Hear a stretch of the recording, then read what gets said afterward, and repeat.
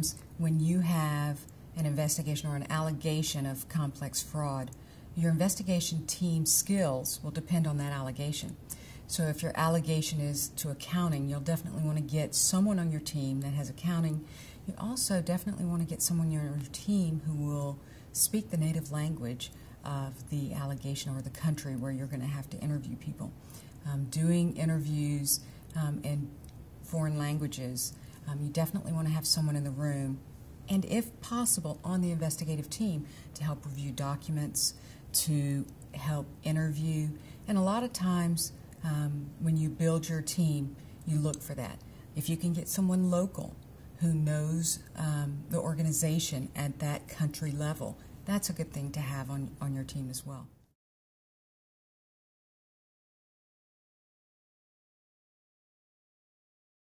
When you're pulling from a company environment, people that are not investigators by trade or by job, they're kind of split loyalty. So they're yours on the investigative team because they have a specific skill that you might need. However, they still report to someone else. It's very important that you set expectations at the beginning of your interview. Typically, this is the first time the team meets, and you tell the exact team or the whole team exactly what your expectations are related to confidentiality, and that would include verbally or oral reports to their management, because you have a need-to-know clause usually within your investigative guidelines, and their management might not need to know the details of that investigation. So it's very important, and you set expectations at the very beginning and then reinforce those throughout the investigation.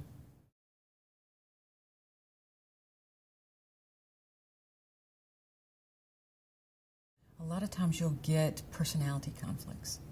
Your lead investigator needs to be a very strong leader and have the leadership skills to recognize what those problems are and address them.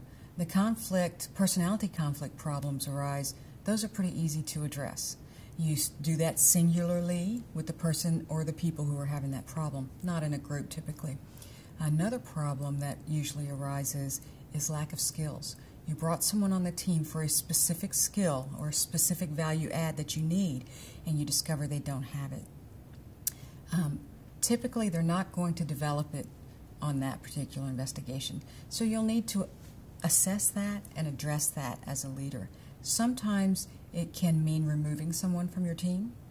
Sometimes it just means pointing them in the right direction. They might not know where to get the information they need, and so it just means pointing them in the right direction. But you have to address those as a lead investigator or a team leader.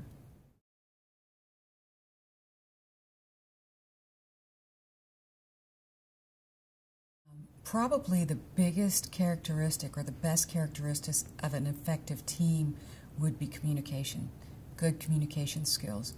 This is really important in investigation because if you have a large team and a large investigation and someone finds something very relevant that might increase the scope of your investigation, it's very important that they communicate to the entire team, to the leader and to the entire team, so that everyone can be looking at that expanded scope.